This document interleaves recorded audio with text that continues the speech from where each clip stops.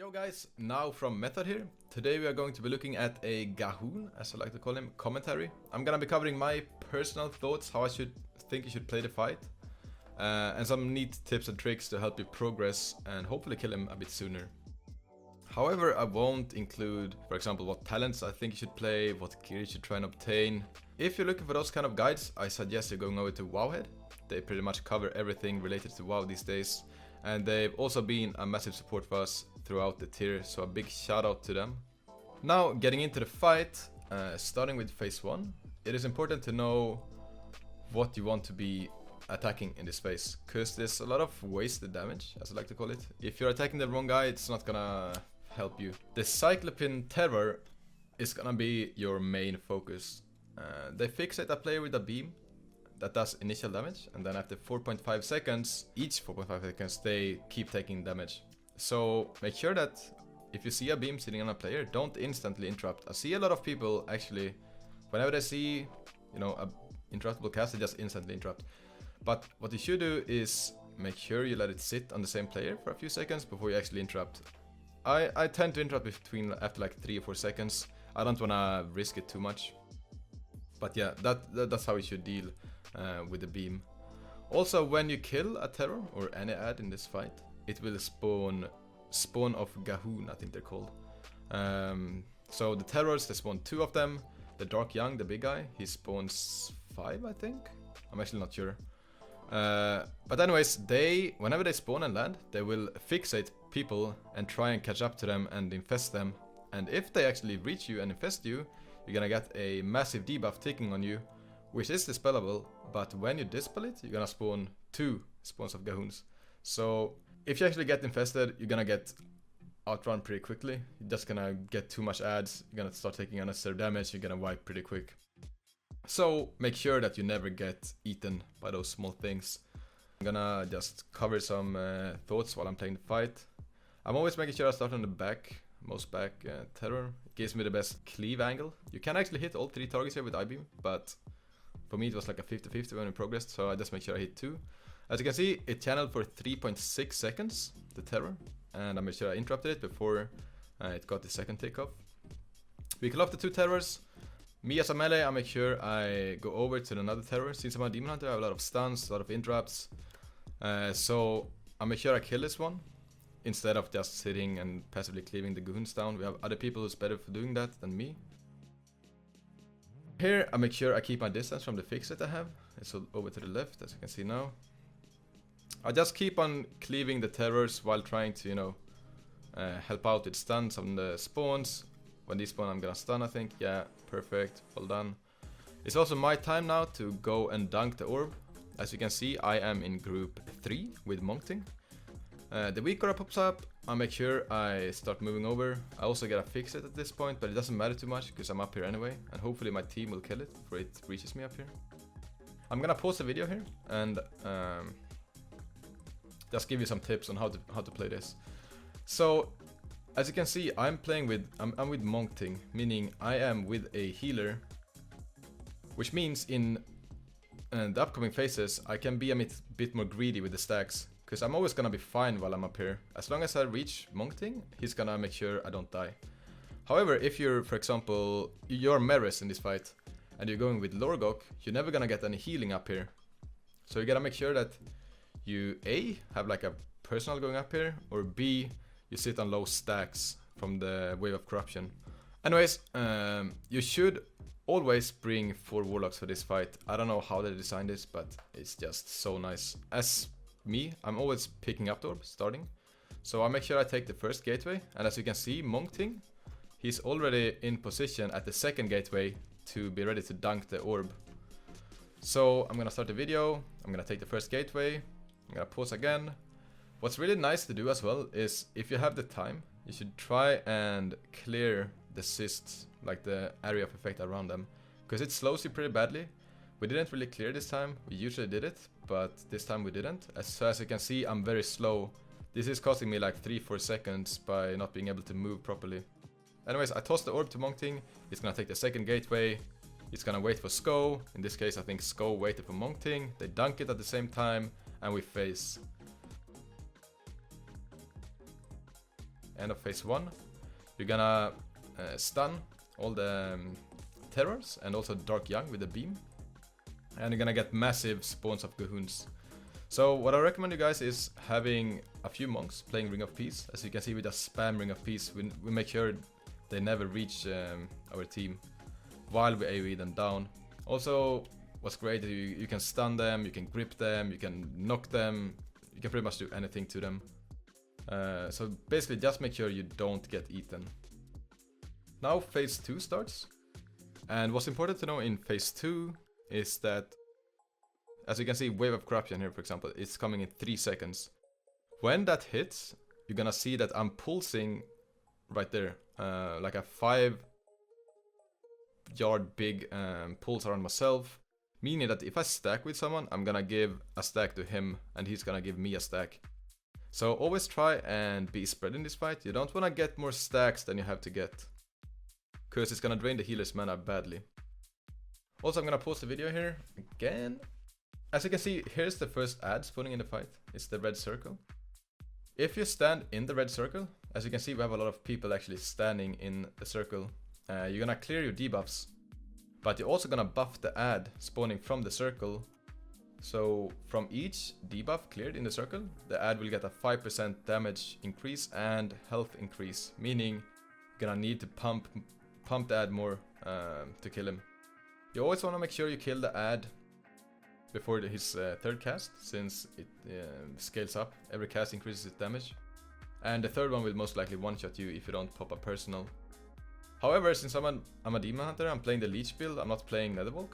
I make sure I position myself outside of the ring, because I don't really need to clear my stacks at this point. As I said before, I'm with Monkting, but I'm going up, so I'm always with a healer. Meaning, I don't have to be as careful with my stacks as other people does. Anyways, here we're killing the Gibbering Horror. I think this is the second cast. He's getting really low. We make sure we drag him out a bit to not spawn. Didn't get him that far. The Wave of Corruption is coming. I make sure I spread. I don't get hit by anyone else. And the Gibbering Horror spawns 5 spawns of Gahoons. So make sure you try and like stack as a raid to make them walk the same, in the same direction, and quickly AoE them down. In a moment we're gonna get the second Blood Feast, which is coming now. And this one is gonna be stunned by the yellow beam, so it doesn't matter how many people stack in the circle. You actually want everybody possible who's able to stand in the circle to actually stand in the circle, because you want to clear all your debuffs here. As you can see, the ad actually looks pretty dangerous, but it doesn't really matter too much because it's gonna get stunned in a few seconds, which is right now. So we make sure that in this phase we keep on damaging the boss. This is where you want to pop your cooldowns. He gets a damage taken increase just as in Heroic. So keep damaging the boss. Make sure you kill the spawns. We have 10 spawns spawning here because we had 2 ads up. What's important to know is that if you kill an ad outside of this beam phase, it will respawn. So as you can see, we killed the first ad, but it respawned a few seconds later.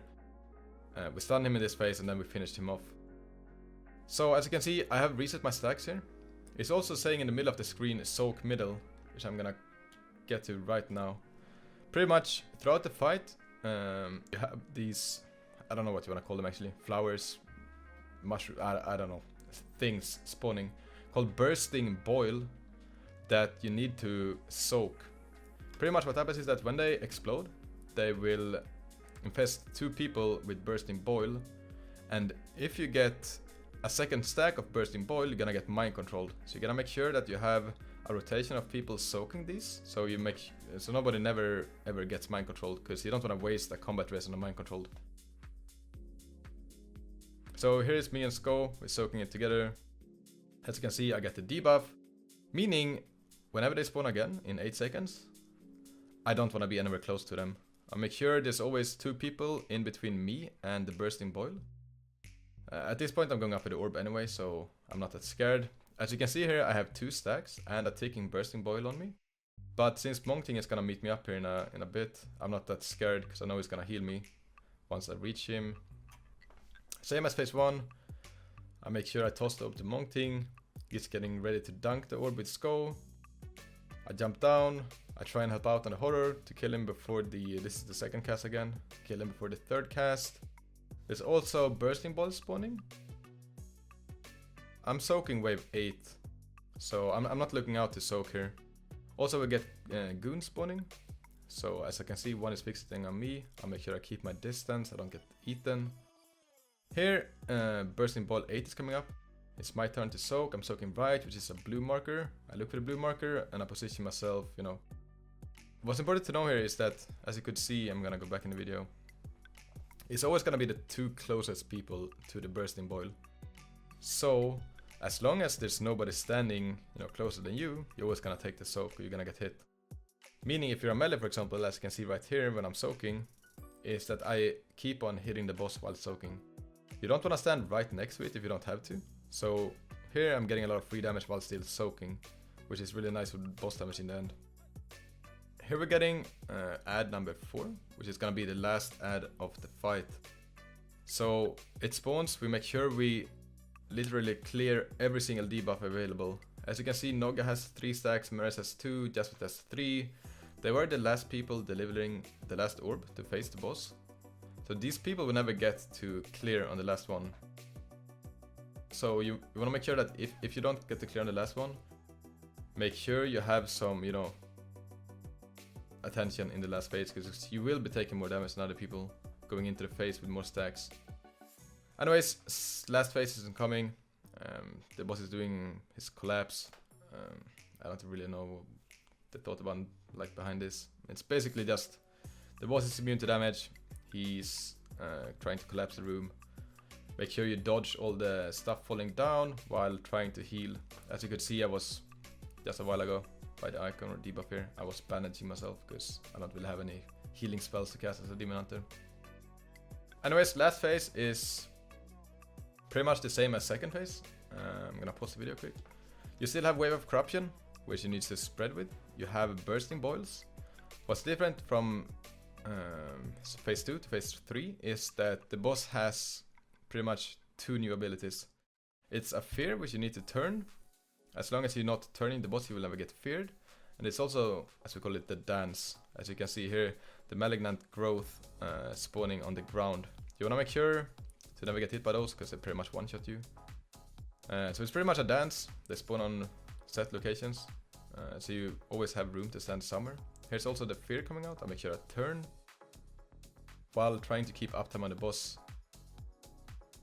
It is important to know that it's getting kind of messy in this phase, so you want to try and have some pre-positions. As you can see, I'm assigned to northwest, meaning I'm gonna be covering like this from pretty much west to north, you know, that area of the room. I'm gonna try to soak here. This was a while ago, 50 seconds ago. Meaning when these spawn, I shouldn't be standing close to them. I'm also turning here. I make sure I keep my distance from the bursting boil, so I don't get mind controlled. We keep on nuking the boss. At this point, it's pretty much a DPS race. You just gotta make sure you hit the soaks, you do the dance properly, and you turn and you don't get feared. Here's the last dance of the fight, I think. Make sure we dodge everything. I think we're gonna get feared. Yeah, exactly. Make sure we turn. Also, I see that the soaks are coming up, so I move myself over to help out with the soaks, so nobody else gets mind controlled.